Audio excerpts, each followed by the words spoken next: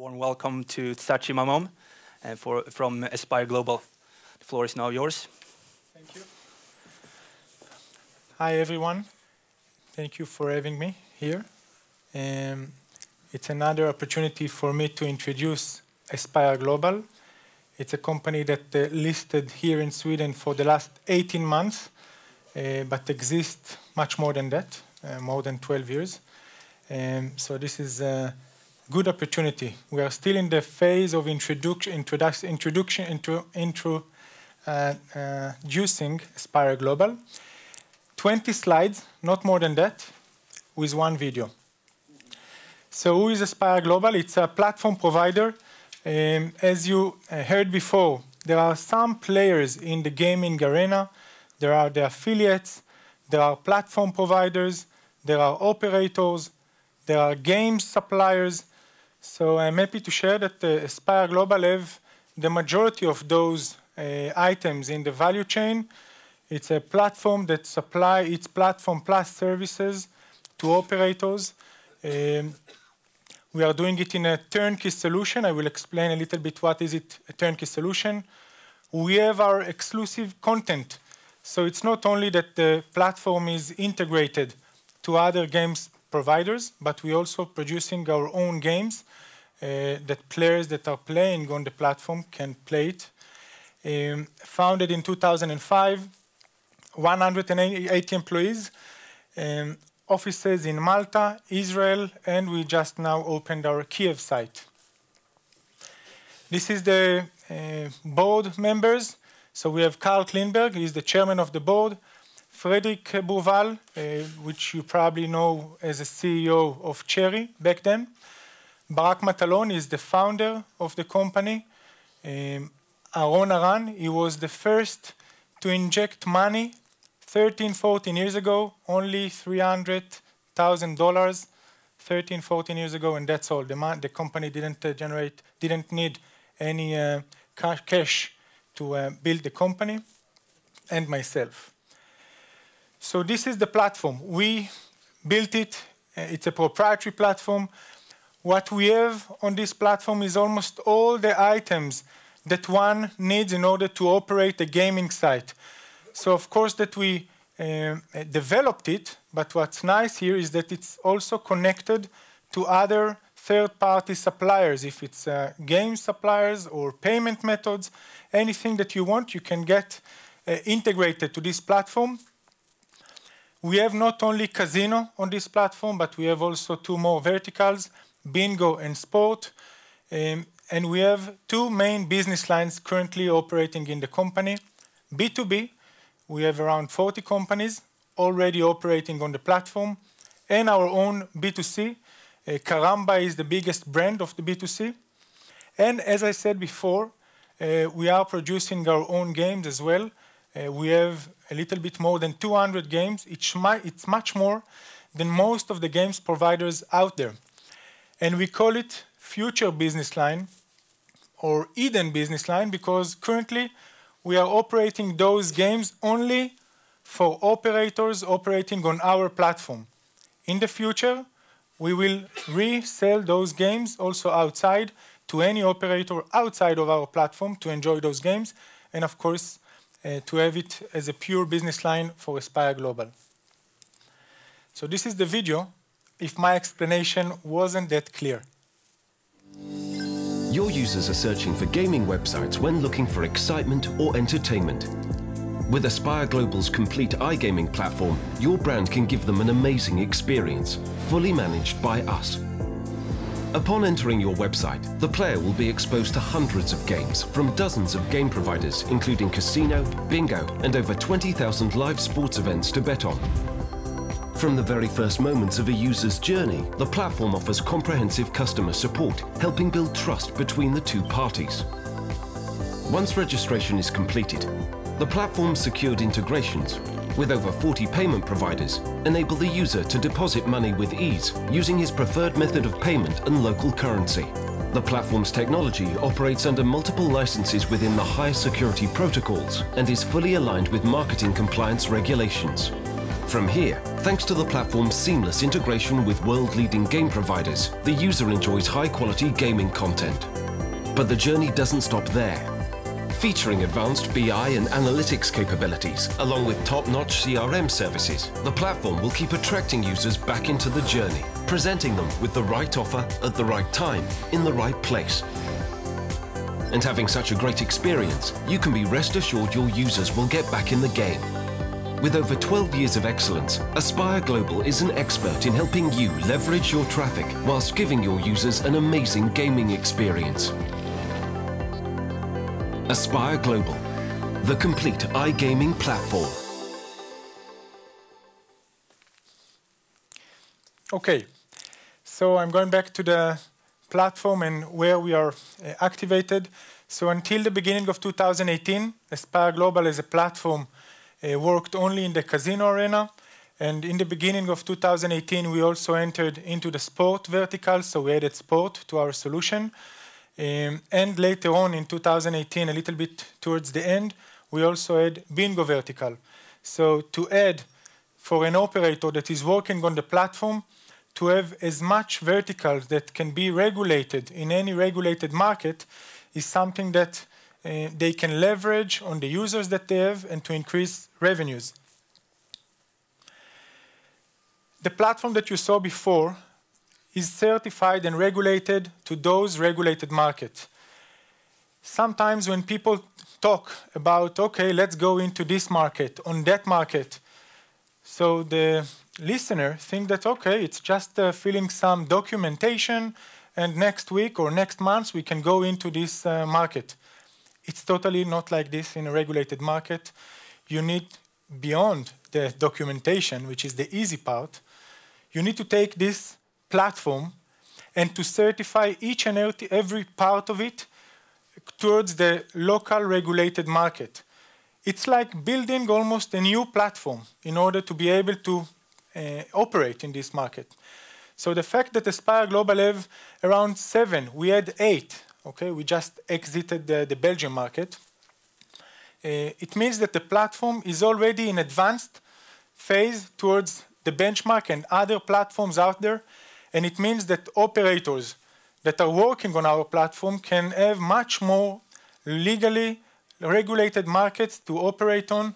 And of course, when they will check ourselves in compared to any other platform, they will choose probably us because markets are getting close and they are closing and opening for regulation. So if you are not regulated, it's something that you are not able to operate in the future.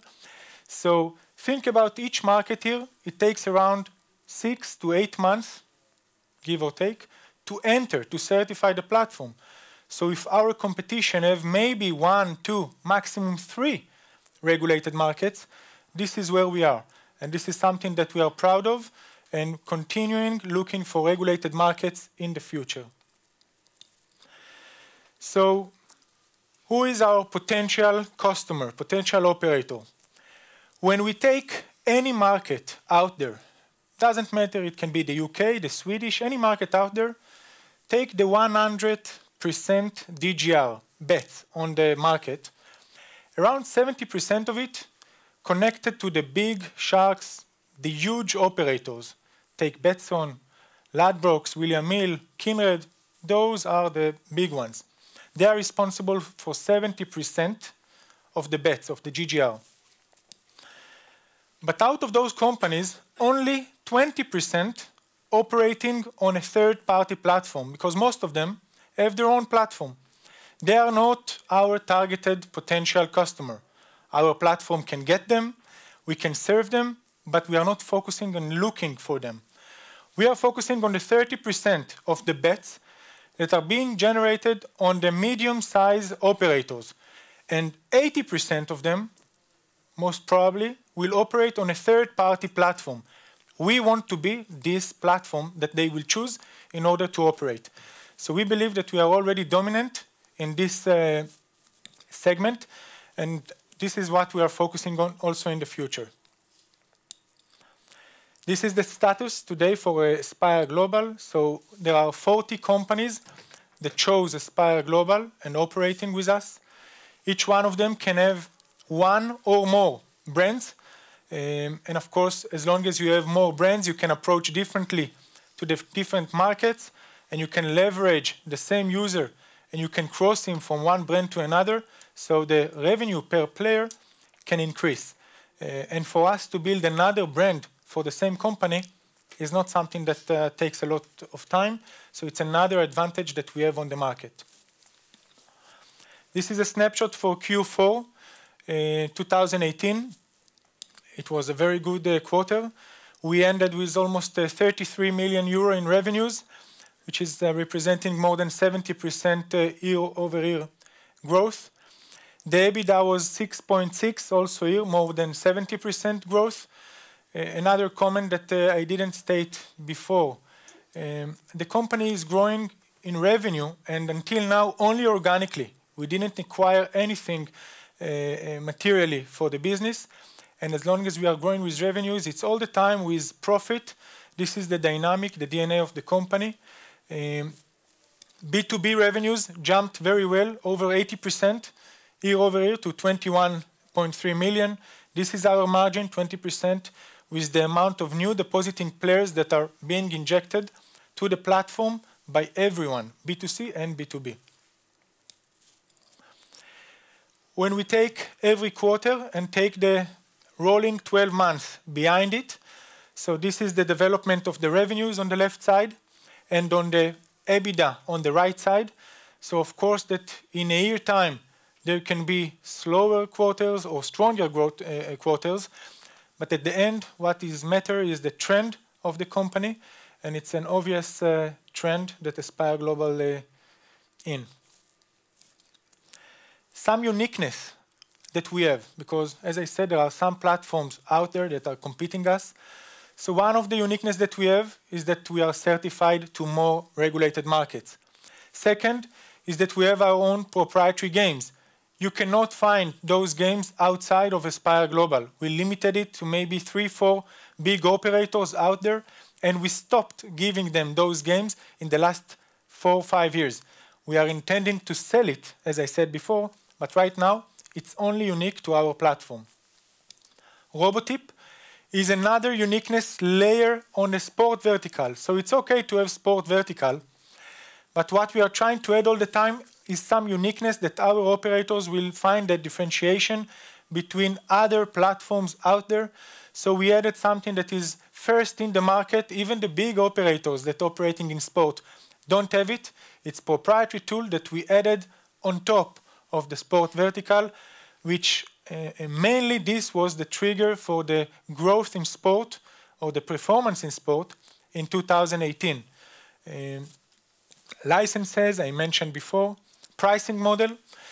So also here, it's very unique to Spire Global.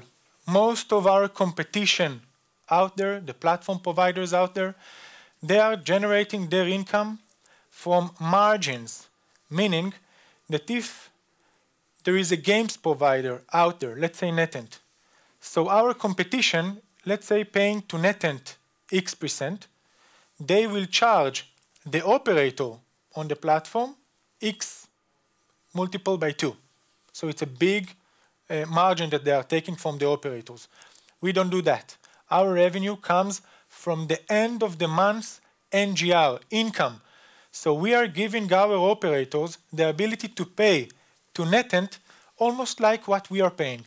We want them to feel the bigness, the fact that the volume of Spire Global, because they are contributing to us. So our main source of income is mainly revenue share. And this is something that we find unique over there. It makes us being more confident in the way we are operating them. And full turnkey services, it means that what we are doing is not only a platform, but we are supplying also support agents to those operators, VIP, compliance, licenses, fraud management, risk management. Think about all the operational day-to-day things that sometimes we don't see because we see a beautiful site. So this is what Aspire is doing. We are managing not only the technological platform, but also services around it. This is the efficiency for Aspire Global. So we can see that the staff expenses is around 7% compared to 13% average in companies that are listed here in Sweden. So it is important to show the operation, which is still remain very lean. When we divide the performance to B2B and B2C, so we are breaking it also with revenues and EBITDA. Left side is B2B, right side is the B2C. So you can see the trend. What you see in B2C Q2, which is a big EBITDA of 3.1, it's mainly because of a player that won a lot in the last days of Q1 and spent it all in the first days of Q2. So this is why we marked it, to show it how it should be, because of the differences of the days. So this is the performance for the two business lines. So two of them are growing nicely. Cash position of Aspire Global, so it's a profitable company from the beginning. We are generating a lot of cash throughout the EBITDA. For example, in Q4, out of the 6.6, we had almost 5.4 cash entering. In addition to the cash that Aspire had, we want to grow not only organically, but also through acquisitions. So we took a bond last year of 27.5 million euro under a frame of 80 million. And we are in the look for some time, but still in the look, in order to find the right target. It can be a games provider. It can be an operator that will contribute to the Aspire solution out there. So currently we have more than 47 million available for acquisitions, and this is without the frame of the 80 million. Our growth strategy. So we want to strengthen our offering, more verticals, more game suppliers, in order for our operators to feel that they have everything in one place. Organic growth, this is something that until now we saw it, and we want to continue with it, not to based on acquisition, but to strengthen the organic with acquisition. Geographic expansion, so you saw some of the markets that we are operating, and we are about to open more markets in the coming months, not only in Europe, but also outside of Europe, and we are very excited for that. And the M&A strategy, which I shared before. We had our financial targets for 2020, which was 120 million euro in revenues. We saw 3 months ago, that we are about to meet the 2020 already in 2019. So we changed the target, took it to 21, and we said that we will meet 200 million euro in 2021 with 32 million in EBITDA. Now, of course, that if you will take the EBITDA that we currently have, let's say around 6, and you will multiply it by 4, and 2-3 years from now, it should be much more than 32. The reason for us to put 32 is because we are considering some of the markets that we are currently operating in that are about to be regulated in the coming year or two. And this is why we already, in the plans, mentioned the gaming duties that we plan to pay. And this will be the EBITDA if they will be regulated. If they will not be regulated, so the EBITDA will be higher than that. Some of our things that we are planning for the coming future. So we saw the sport vertical is doing very good for Aspire Global. It was one of the main triggers for the big growth throughout 2018. We have 4 operators that have the sport solution, and we are about to have additional 3-4 until the end of the year. So this is something that will trigger more revenue for the company, not only in 2019, but also 2020 and onwards. Open more markets, not only in Europe, but also outside. We are investing heavily in our tech site in Kiev. We just launched it a few weeks ago with a new CTO that is moving there with his family. And we are about to be there from 0 to 70, 80 employees until the end of 2019. So we are also producing our games. We are planning to produce around 5 games, proprietary games, throughout 2019. Every game that we are releasing to the network is pure income to the company because we don't need to pay anyone royalties. So it's obvious interest for Aspire Global to continue release our own proprietary games. And that's all. All right, let's proceed for some Q&A. In terms of your 2 verticals, could you just give us some more flavor on which geographic regions you're looking to expand into, and also how you perceive the current split to change over time? Split of what? Of the B2C and B2B? Exactly, yeah. So I will start with that. We mentioned when we IPO'd 18 months ago that we plan to be with around 70%, 65-70% of the business to be B2B, and we want to stick to it. So we see the trend, the B2B is growing faster, so this is where we will be in the coming years, 70% give or take for the B2B, around 30% for the B2C. And for the jurisdictions that we are planning to open, outside of Europe, we are looking for Latin America. There are some nice regulations over there. If it's Argentina that is about to be regulated, Brazil that is about to be regulated, and some other markets that we are looking closely. We are looking for local partners to join us. We are looking also to India, a very interesting structure that can be worked over there as well. These are the main things, not China or Asia. Got you.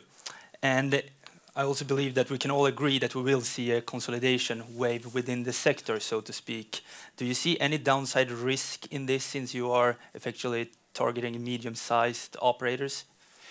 No, in the simple answer. And why is that? Because when you take those big operators, when they want to have the step forward and to acquire a company, they will probably not acquire a medium-sized company. They will probably acquire a company that will be around 10, 15, 20% of their revenue. Our size of companies are medium-sized, so they are not looking on them. And we have, it's not just a theoretically thinking. There is a track record of 5 years in regulations, and the acquisitions that you see over there is not the type of companies that we are serving. More than that, nobody until now was acquired from Aspire Global. There was one 8-9 years ago, a partner that we had. It was a small one, acquired by Betson. It was Thomas Kalita's brand. And this was the only one that was acquired and moved to Betson. Luckily for us, he closed the business after 6 months, unluckily for him. But it's a showcase that it's not easy to move out from the stickiness of the solution of Aspire, because they are receiving everything from us. So to move out, it's something that is a little bit tricky. They need to do it themselves, and it's not easy to manage a brand. Got you. And you hinted that you yourself are looking for some M&A opportunities. Could you give us some flavor on both in terms of geographic regions and also in both of your 2 verticals? Which one do you find most appealing? Do you primarily looking for operators or a B2B developer? In jurisdictions, we are looking for our bread and butter, which is Europe, where we know to operate. But it can be any regulated market inside of Europe or to open a market for us outside of Europe. So this is in the jurisdictions. When we look on the type of acquisition, so it can be a games provider that act also as an aggregator, and then it will be an option for us to tap in our games and to resell it outside. This is one of the options. And second, of course, it's the operators, which for us it's the obvious acquisition, because then this operator can get rid of the platform that is now working on, and the synergies of moving to our platform is obvious over there. So those are the 2 main types of acquisitions that we are looking at. All right, got you. Many thanks. Thanks for coming. Thank you very much. Thank you.